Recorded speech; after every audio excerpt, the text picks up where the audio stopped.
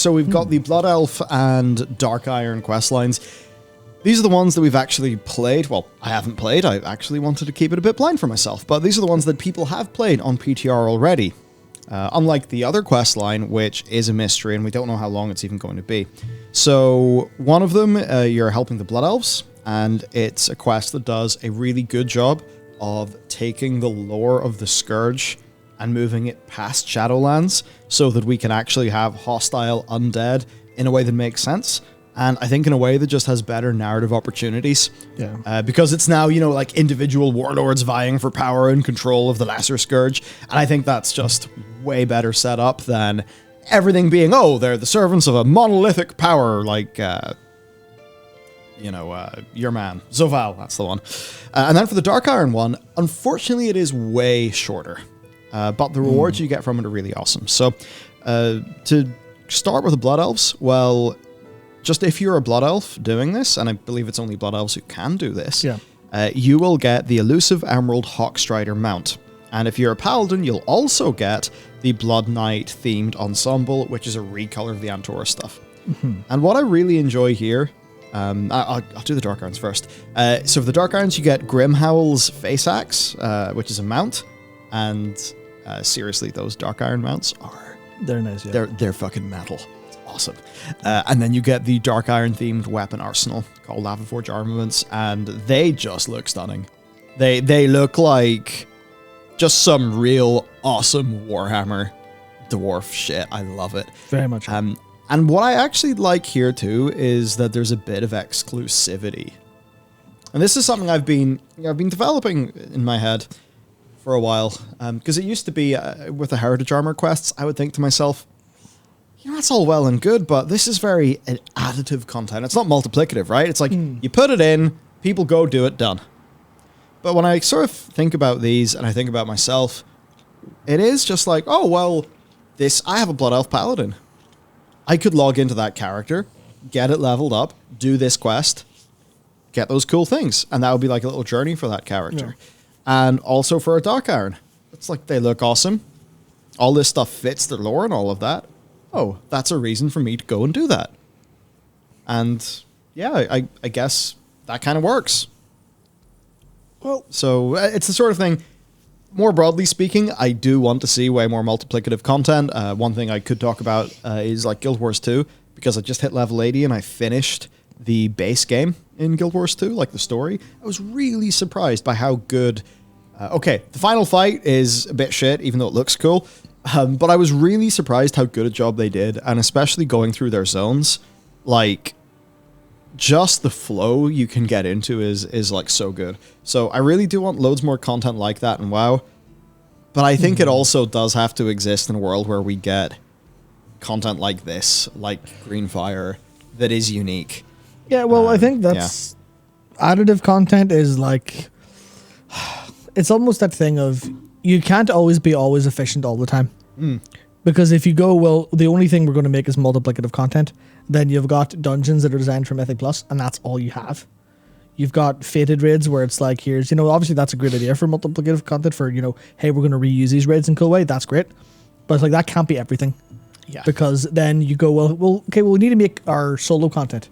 But it needs to fit into all these different systems and stuff, and needs to be replayable, and then you end up with Torghast, which is good in so many ways, but also has its very obvious downsides that everyone remembers. And I think people just want to play a bit of game that's just, I went and I did it. Yeah. I went and I did it, and I have the thing, and now I'm done. I don't have to do it again. I don't have to think about it again. But it was an enjoyable experience in its own right. Yeah, it's like if you log into patch 9.2.5 for like a week and a bit, maybe just to do the Blood Elf thing in one character, level up a Dark Iron, do that cool stuff, and then you log out, that's still a victory for Blizzard. That's actually one of the things that FF14 does well, and that we generally praise it for. Yeah, I mean, that's a thing that obviously people will find issue with that because it's a sub-based game, and you're like, well, I'm playing for a month to have a week worth of content, or like a couple days worth of content, which is fair enough, but also, like the sub model just seems a little bit kind of outdated in this sense. But it's like, I think people are more happy to do that because, this is the thing I always keep thinking about when it comes to gameplay time versus gameplay experience. And I definitely value experience a lot more than raw time. Yeah. Especially in World of Warcraft, where like I can just spend 40 hours doing Mythic Plus dungeons and get fuck all and don't remember any of it, because I'm like, I was all just a big blur of me pressing the same couple buttons, especially when you're like not doing hard content yet because you're gearing up. Like, I was kind of a little bit just, I guess, popcornish in a way, where you're just sitting eating handfuls of popcorn and that's it, as opposed to having something different for a change, being so much more memorable. I was going to try and think of examples that I remember, but I don't honestly remember I don't remember doing any of the other, outside of the Lightforged Draenei one, I don't remember doing any of the other unlock quests, because I did them in like a must get content done way instead of an experience. Actually, no, I've got an example. The Zereth Mortis side quests. Yes. Because I sat down to do those thinking, I'm going to treat these like they're content worth my time for their own value, as opposed to going, I need these done. And I enjoyed them a lot more than I expected to, because they were just these little things. I'll just go do that. Oh, it was fun. Sweet. Now I don't have to think about it again. It's not part of a system. Stuff like that. Very nice. Yeah, no, totally. The next thing then. For PvPers, you are not getting an Enigma Crucible that has a button that lets you change the pillars. You are getting a static version of that, and the reason there is because Blizzard had technical issues with like pathfinding and stuff. Basically, I think just because WoW is an old game and there was just edge cases in the new arena that they weren't able to work around. So that's unfortunate, but you are getting a new arena. So there's that. And then also for quality of life features, we do have a decent few things, and I wonder there might be a few more as well. As an example, the whole party sync XP thing that you brought up, like, that's a nice thing that's changing here. Yeah, that's in the patch notes, like, yeah. Also, another good one.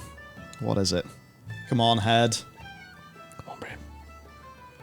Weapons from Zereth Mortis content. Oh, yeah, that's right. Which because is great for those players. Now, that said, we're not really sure if there's a way that solo players are going to be able to get as good gear in 9.2 relative to rating in M+, as they were able to, 9.25, as they were able to in 9.2.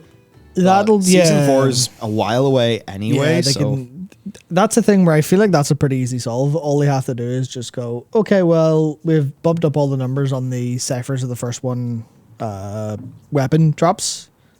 We've just bumped the item level of them, go farm them again. Or like even the Sandborn stuff. Looking to say, the Sandborn gear is now whatever it is, 270, 280, whatever it needs to be for the next for season 4. But they've got until later this summer when season 4 is launching to actually sort that out. So yeah. So for some of the quality of life features, well, the first big one is cross-realm mythic rating. Yeah. Now, this is quite funny. We've talked about this, for a while here, but by the time the Horde Hall of Fame was full, the Alliance only had 9 kills. I think Blizzard have clearly realized here that there is essentially no hope of the Alliance Hall of Fame being filled in a decent amount of time, so they've just decided to take the restriction away for now for mythic rating. That's definitely good. There's 21 in the Hall of Fame this week, apparently. 21. Oh my, it's so slow. Jeez. What are you doing, also, all Covenant Sanctum achievements are now account-wide, which I suppose impacts some of the mechanical unlocks that are tied to the achievements. A little bit, yeah. I remember, I forget exactly what it was. Was it maybe you get like more anima from stuff depending on how upgraded your things were? But it was this silly thing where unless you were going to be like heavy farming it, multiple characters. Oh no, sorry, that's why it didn't make sense, because it wasn't account wide. So you could go and get all of your Sanctum buildings up to the maximum or whatever the level of quality was for the achievement, but it wouldn't matter in your other characters. So basically, unless you were a total completionist with all of the anima things, there was no point in using the mechanic they added. So that's definitely good. Also, the renown catch-up threshold is higher, and most endgame activities give you renown 100% of the time. Yep. That is good. I remember quickly running through my Torghast 9s as I was trying to get my my character, my new mage, ready. And you do 3 or 4 runs in a row, you get no renown, start to feel salted. Yeah, no, I mean, I think that's no longer going to happen. Yeah, it's even stuff like the whole efficiency of doing the Zereth Mortis opening quests to get renown. That's the kind of thing where that's like, oh yeah, we'll just do the Zereth Mortis quests. But like, I've already done them. Don't make me do them again. So I did that recently on a mage, and I was like, why is it taking me a full day to get this character from I haven't touched it since 9.0, I think. Why does it take me a full day to get it ready for entering the basic beginning treadmill of 9.2? And I was just like, it's because I was doing a load of stuff that I feel like I don't need to do because I've already done it before. So the higher rank catch-ups is going to make sense there for like not having to do things like the entirety of Zerath Mortis again, despite the skip there. That kind of stuff. It's just a little bit like, this really wasn't thought through all that well in terms of the full player experience, so now that's being fixed up. Yeah. Which is nice. Another thing, grateful offerings. They're not the most fun thing to get. I think some of the, what was it, the Sanctum Conduit anima thingy content, that's what gives the grateful offerings. And I think people just didn't really get into that system that much, really. Yeah. But they've buffed the acquisition rate of those grateful offerings, which I think that can be useful for legendary catch-up, but also just for getting a bunch of the cosmetic rewards, too.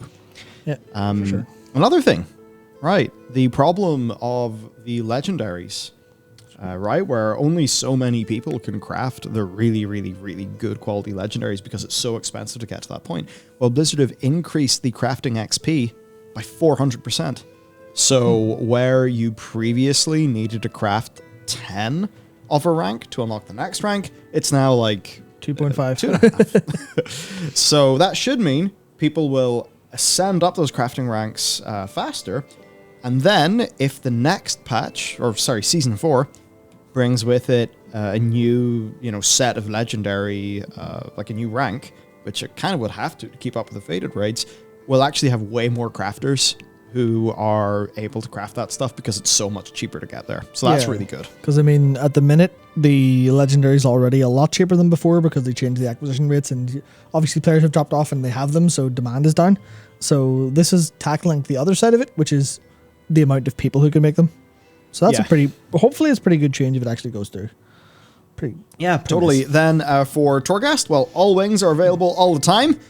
Yay! That's very good. Yay, because doing Twisting Corridors, entering and leaving Twisting Corridors repeatedly just to get the one you need because you need a specific legendary was really great gameplay. Fantastic. Oh, man, that was, I think, silly, but also quite unintended. It just wasn't thought through. Or maybe they realized it was a problem and just kind of thought, well, fuck it, we have no way around this, we have to ship. Then also, the higher Torghast layers are now much easier to unlock. Yeah, I believe they unlock in like batches now. So you don't have to do every single one to catch up. It's like you do one and then it'll unlock the next chunk. Up until I think this last 4 layers have a linearity to them because they're current. But it's the kind of, you don't have to do 1 and then 2 and then 3 and then 4 all the way up anymore. Which won't really matter because they're kind of wide to people who already play. But for anyone who's coming back to just play something fresh, then it won't be a problem. Which is good. The hand cursor is now higher resolution if you're selecting a larger cursor size. That's one thing you can do, but also you could get some of the cursor weak auras that I know both me and Matt use, which are pretty sweet. Basically, like it can add like a little cast bar like around your cursor and things like that, which I really enjoy.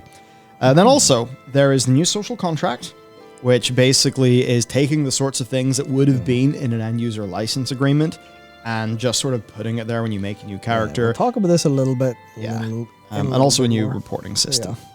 Yep, indeed. Now, there is, of course, some other things. There's the Terrace Fall story. We have no idea. Well, like, a fragment of a quest was found in the PTR where Alliance, and even some voice acting from Gen, where Alliance players would be keeping an eye on whatever happens in Terrace Fall.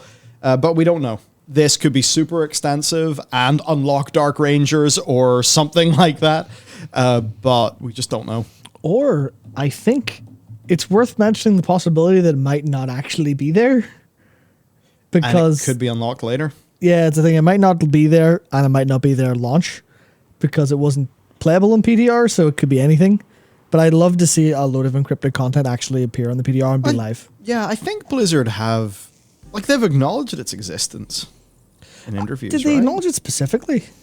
I remember Kalia. Was it Steve mentioned Kalia? Oh, yeah, maybe. Don't quote me on it, but we'll see anyway. I hope it's there. And certainly there's things to think about, like the Taronda stuff. The Queen's Gift. We have no idea.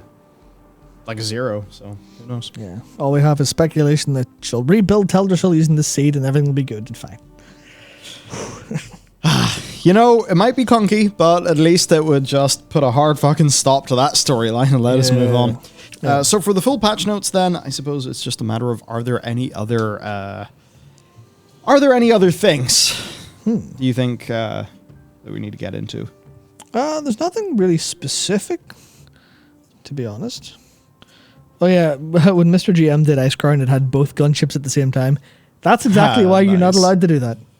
But I guess that's a thing where I think fixing it would just take, like, they could fix it probably reasonably easy, but it would still be, you know, a day of someone's time. It would still be, hello, do we have someone in this team who still understands how Ice Crown Citadel was put together? Like, from a technical and code perspective? Okay, could you spend 2 days fixing this? And he's just like, or here or there, just like, no, I have other shit to do that's more important for the patch that we're shipping immediately. And okay, fair enough. Just that kind of problem, I think, is what will hinder a lot of the like small things that are just annoying bugs to fix.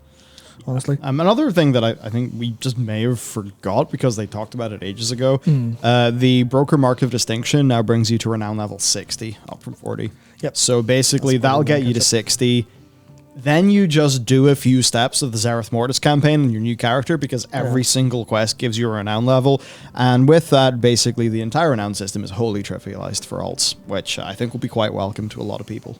For sure, for sure. So there you go. That's 9.2.5. We will just have to see what the secret things are.